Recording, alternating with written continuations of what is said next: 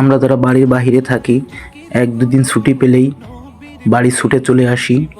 আজকে পবিত্র শবে বরাত, আজকের দিনটাও পবিত্র জুম্মার দিন।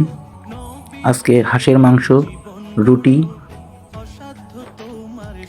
এদিকে জুম্মার নামাজের জন্য রেডি হয়ে নিচ্ছি।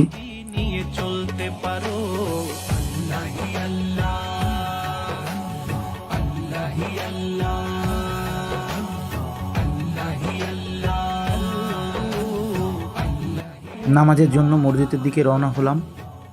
নামাজ শেষে বাড়ি ফিরে বাড়ি রান্না হচ্ছে, রুটি আর হাঁসের মাংস খাবো।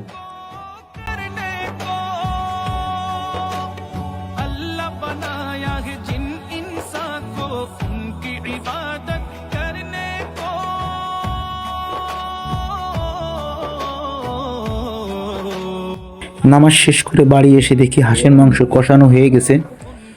দেশি হাঁসের মাংসে ঝাল না হলে মজা লাগে না এবং খুব সুস্বাদু হয়েছে। এখন রুটি দিয়ে হাঁসের মাংস খাবো, খুব মজা। আসলে ঢাকা আমরা অনেক জায়গায় দেখি হাঁসের মাংস বিক্রি করা হয়। বাড়ির রান্নাটা আসলে অনেক অনেক মজা। বাহিরে তো বাহিরে, বাড়ির সাথে কোনো তুলনাই হয় না, যতই আমরা বাহিরে খাই। जो मांगोगे पाओगे, नाम अदब से।